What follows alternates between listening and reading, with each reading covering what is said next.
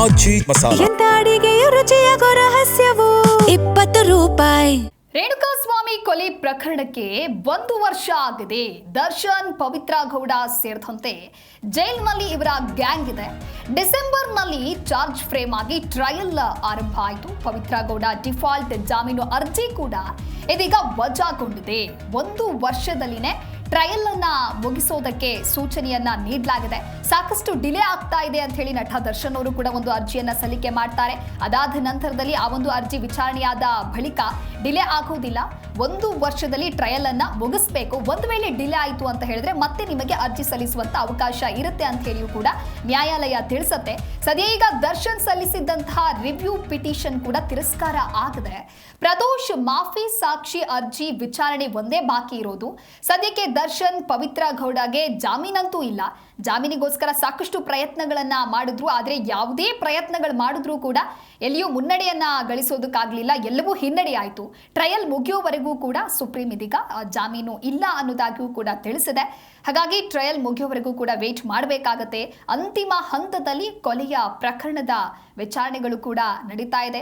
ಒಂದು ಕಡೆ ರೇಣುಕಾಸ್ವಾಮಿ ಹತ್ಯೆ ಪ್ರಕರಣಕ್ಕೆ ಸಂಬಂಧಪಟ್ಟಂತೆ ಸಾಕಷ್ಟು ಬೆಳವಣಿಗೆಗಳಾಗ್ತಾ ಇದೆ. ಕಾನೂನಾತ್ಮಕ ಹೋರಾಟಗಳು ನಡೀತಾ ಇದೆ.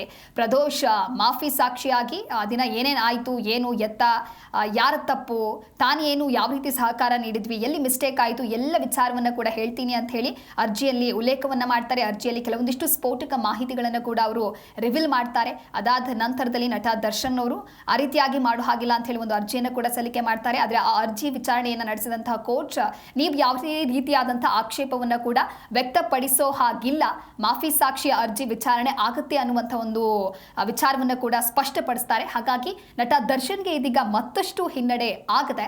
ಸದ್ಯಕ್ಕೆ ದರ್ಶನ್ ಹಾಗೆ ಪವಿತ್ರ ಗೌಡಗೆ ಜಾಮೀನಂತೂ ಇಲ್ಲ. ಅಂತಿಮ ಹಂತದಲ್ಲಿ ಕೊಲೆ ಪ್ರಕರಣದ ವಿಚಾರಣೆ ಆಗ್ತಾ ಇದೆ. ಕಳೆದ 2-3 ದಿನಗಳ ಹಿಂದೆ ಅಷ್ಟೇ ಫೋನ್ ಕಾಲ್ ಏನು ಸಾಕ್ಷ್ಯ ನಾಶಕ್ಕೆ ಸಂಬಂಧಪಟ್ಟಂತೆ ಅದು ಕೂಡ ಜಟಾಪಟಿ ನಡೀತಾ ಇತ್ತು. ಸಂಬಂಧಪಟ್ಟಂತ FSL ರಿಪೋರ್ಟ್ ಕೂಡ ಸಿಕ್ಕಿದೆ. ಹೀಗೆ ಟ್ರಯಲ್ ಮಾಡ್ತಾ ಇರುವಂತ ಸಂದರ್ಭದಲ್ಲಿ ಇನ್ನೂ ಯಾವೆಲ್ಲ ಅಂಶಗಳು ಸಿಗಲಿದೆ, ಸಾಕ್ಷಿಗಳನ್ನ ಯಾವ ರೀತಿಯಾಗಿ ಪರಿಗಣಿಸ್ತಾರೆ, ಎಲ್ಲವನ್ನ ಕೂಡ ಕಾದು ನೋಡಬೇಕಿದೆ.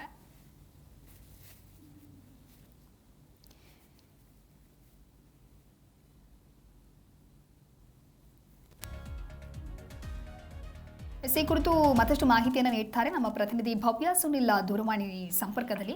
ಭವ್ಯ, ರೇಣುಕಾಸ್ವಾಮಿ ಹತ್ಯೆ ಪ್ರಕರಣಕ್ಕೆ ಸಂಬಂಧಪಟ್ಟಂತೆ ಈಗಾಗಲೇ ಸಾಕಷ್ಟು ಡೆವಲಪ್ಮೆಂಟ್ಸ್ಗಳಾಗ್ತಾ ಇದೆ. ಒಂದು ಕಡೆ ಕಾನೂನು ಹೋರಾಟ ಆಗ್ತಾ ಇದೆ. ಇನ್ನು ಸಲ್ಲಿಕೆ ಮಾಡಿದಂತಹ ಅರ್ಜಿಯೂ ಕೂಡ ನಿನ್ನೆ ಅದು ಕೂಡ ಕ್ಯಾನ್ಸಲ್ ಆಗುತ್ತೆ. ಮಾಫಿ ಸಾಕ್ಷಿ ಅರ್ಜಿ ವಿಚಾರಣೆ ಇದೀಗ ಯಾವ ರೀತಿಯಾದಂತಹ ಸ್ವರೂಪವನ್ನು ಪಡೆದುಕೊಳ್ಳಬಹುದು?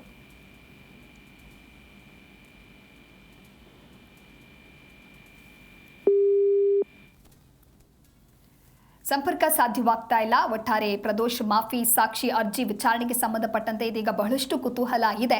ಯಾವ ರೀತಿಯಾಗಿ ವಿಚಾರಣೆ ಆಗುತ್ತೆ, ಟ್ರಯಲ್ ಹೇಗೆ ನಡೆಯುತ್ತೆ, ಇದರಿಂದ ತಿಳಿದು ಬರುವಂತ ವಾಸ್ತವಾಂಶ ಏನು, ಇನ್ನೂ ಏನೆಲ್ಲ ಸ್ಫೋಟಕ ಮಾಹಿತಿ ರಿವೀಲ್ ಆಗುತ್ತೆ, ಕಾದು ನೋಡಬೇಕಿದೆ.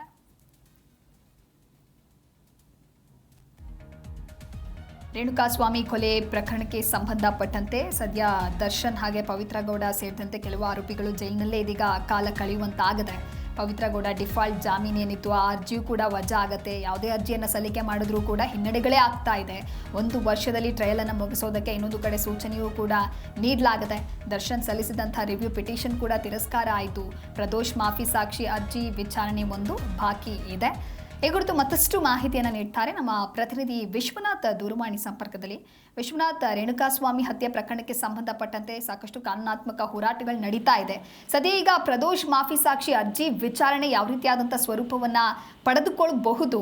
ದರ್ಶನ್ ಹಾಗೆ ಪವಿತ್ರ ಗೌಡಗೆ ಬೇರೆ ಯಾವುದಾದ್ರೂ ರೀತಿಯಲ್ಲಿ ಸದ್ಯಕ್ಕೆ ಈಗ ಏನಾದರೂ ಅವರು ಸರ್ಕಸ್ ಮಾಡಬಹುದಾ ಜಾಮೀನಿಗಾಗಿ, ಹೇಗೆ?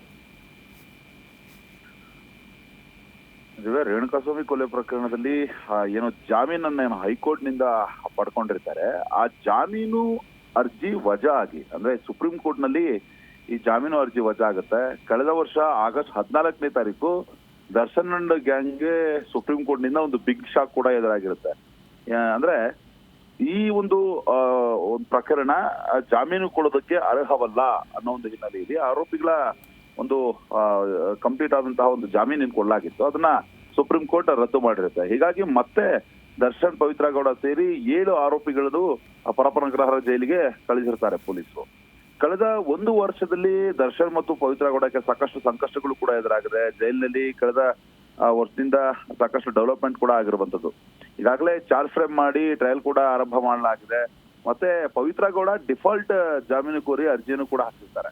ಅಂದ್ರೆ ಈ ಡಿಫಾಲ್ಟ್ ಜಾಮೀನು ಅರ್ಜಿಯನ್ನು ಕೂಡ ಕೋರ್ಟ್ ವಜಾ ಮಾಡಿರುತ್ತೆ. ಏಪ್ರಿಲ್ ಅಲ್ಲಿ ಟ್ರಯಲ್ ತಡ ಮಾಡಲಾಗ್ತಿದೆ ಅಂತ ಸುಪ್ರೀಂ ಕೋರ್ಟ್ ಪ್ರಾಸಿಕ್ಯೂಷನ್ ವಿರುದ್ಧ ಅರ್ಜಿಯನ್ನು ಕೂಡ ಸಲ್ಲಿಸಿದ್ದಾರೆ ದರ್ಶನ್. ಈ ವೇಳೆ ಸುಪ್ರೀಂ ಕೋರ್ಟ್ 1 ವರ್ಷದೊಳಗೆ ಟ್ರಯಲ್ ಮುಗಿಸಿ 60 ಸಾಕ್ಷಿಗಳನ್ನ 1 ವರ್ಷದಲ್ಲಿ ಅವರ ಹೇಳಿಕೆಯನ್ನ ಕಂಪ್ಲೀಟ್ ಆಗಿ ಕೇಳಿಕೊಂಡು ಅದಾದ ಮೇಲೆ ಪ್ರಕರಣವನ್ನ ಕಂಪ್ಲೀಟ್ ಆಗಿ ಇತ್ಯರ್ಥ ಮಾಡಿ ಅನ್ನೋ ಒಂದು ಸೂಚನೆಯನ್ನು ಕೊಡುತ್ತೆ. ನಾನು 1 ವರ್ಷದಲ್ಲಿ ಮುಗಿಸಿಲ್ಲ ಅಂದ್ರೆ ಆಮೇಲೆ ನೀವು ಅರ್ಜಿ ಕೋರಬಹುದು ಅನ್ನೋ ಒಂದು ಹಿನ್ನೆಲೆಯಲ್ಲೂ ಕೂಡ ಸುಪ್ರೀಂ ಕೋರ್ಟ್ ಹೇಳಿಕೆಯನ್ನ ಕೊಟ್ಟಿರುತ್ತೆ. ಅದಾದ್ಮೇಲೆ ಸುಪ್ರೀಂ ಕೋರ್ಟ್ ರಿವ್ಯೂ ಪಿಟಿಷನ್ ಅನ್ನ ಕೂಡ ಸಲ್ಲಿಸಿರ್ತಾರೆ ನಟ ದರ್ಶನ್. ರಿವ್ಯೂ ಪಿಟಿಷನ್ ಅನ್ನ ಸುಪ್ರೀಂ ಕೋರ್ಟ್ ಕೂಡ ರದ್ದು ಮಾಡಿರುತ್ತೆ. ಹೀಗಾಗಿ ದೊಡ್ಡ ಮಟ್ಟಕ್ಕೆ ಇದು ತನಿಖೆಗೆ ಒಂದು ವಿಚಾರಣೆಗೆ ಅರ್ಹವಲ್ಲ ಅನ್ನೋ ಒಂದು ಆಂಗಲ್ ಅಲ್ಲೂ ಕೂಡ ಸುಪ್ರೀಂ ಕೋರ್ಟ್ ಹೇಳಿರುತ್ತೆ. ಹೀಗಾಗಿ ಜಾಮೀನು ನೀಡುವಂತೆ ಕೂಡ ಒಂದು ಅರ್ಜಿಯನ್ನು ಸಲ್ಲಿಸಿರ್ತಾರೆ ಪವಿತ್ರ ಗೌಡ. ಅದಾದ್ಮೇಲೆ ಅದನ್ನು ಕೂಡ ವಜಾ ಆಗಿರುತ್ತೆ. ಎಲ್ಲವನ್ನೂ ಕೂಡ ಗಮನಿಸಿದಂತ ಸಂದರ್ಭದಲ್ಲಿ ಸಾಕಷ್ಟು ಸಂಕಷ್ಟಗಳನ್ನು ಕೂಡ ದರ್ಶನ್ ಗ್ಯಾಂಗ್ ಎದುರಿಸಿರುವಂತದ್ದು. ಮತ್ತೊಂದು ಕಡೆ ಈ ಒಂದು ಪ್ರಕರಣಕ್ಕೆ ಸಂಬಂಧಪಟ್ಟಂತೆ ಮಾಫಿ ಸಾಕ್ಷಿ ಆಗೋದಕ್ಕೆ ಪ್ರದೋಷ್ ಕೂಡ ಒಪ್ಕೊಂಡಿರುವಂತದ್ದು. ಮತ್ತು ಪ್ರದೋಷ್ ಈಗಾಗಲೇ ಅರ್ಜಿಯನ್ನ ಸಲ್ಲಿಸುವ ಮುಖಾಂತರವಾಗಿ ಅವರ ಒಂದು ಹೇಳಿಕೆ ಏನಿದೆ ಅದನ್ನ ಕಂಪ್ಲೀಟ್ ಆಗಿ ದರ್ಶನ್ ಮಾಡಿದಂತಹ ಕೃತ್ಯ ಆಗಿರ್ಬೋದು, ಇಡೀ ಗ್ಯಾಂಗ್ ಏನೆಲ್ಲ ಮಾಡ್ತು, ನಾನೇನೇನು ಸಹಾಯ ಮಾಡಿದೆ ಪ್ರಕರಣಕ್ಕೆ ಸಂಬಂಧಪಟ್ಟಂತೆ ಅನ್ನೋ ಒಂದು ಹಿನ್ನೆಲೆಯಲ್ಲೂ ಕೂಡ ಮೆನ್ಷನ್ ಮಾಡಿರುವಂತದ್ದು. ಹೀಗಾಗಿ ದರ್ಶನ್ ಮತ್ತು ಗ್ಯಾಂಗ್ಗೆ ಸಾಕಷ್ಟು ಸಂಕಷ್ಟ ಕೂಡ ಎದುರಾಗಿರುವಂತದ್ದು. ಒಟ್ಟಾರೆಯಾಗಿ 1 ವರ್ಷ ಆಗಿದೆ ಈ ಒಂದು ಪ್ರಕರಣ. ಇನ್ನು ಮುಂದಿನ ದಿನಮಾನಗಳಲ್ಲಿ 1 ವರ್ಷದವರೆಗೂ ಕೂಡ ಬೇಲ್ ಕೊಡಬಾರದು ಅನ್ನೋ ಒಂದು ಆಂಗಲ್ ನಲ್ಲಿ, ಬೇಲ್ಗೆ ಅರ್ಜಿ ಸಲ್ಲಿಸಬಾರದು ಅನ್ನೋ ಒಂದು ಆಂಗಲ್ ನಲ್ಲಿ ಆರೋಪಿಗಳಿಗೆ ಸೂಚನೆಯನ್ನು ಕೂಡ ಕೊಟ್ಟಿರುವಂತದ್ದು ಕೋರ್ಟ್. ಹೀಗಾಗಿ ಸಾಕಷ್ಟು ಸಂಕಷ್ಟದಲ್ಲಿ ಮುಂದಿನ ದಿನಮಾನಗಳೇ ಟ್ರಯಲ್ ಆದ್ಮೇಲೆ ಮತ್ತೆ ಏನೆಲ್ಲ ಆಗುತ್ತೆ ಅಂತ ಕಾದ್ ನೋಡ್ಬೇಕಾಗಿದೆ. ಥ್ಯಾಂಕ್ ಯು ವಿಶ್ವನಾಥ್, ನಿಮ್ಮೆಲ್ಲ ಮಾಹಿತಿಗಾಗಿ.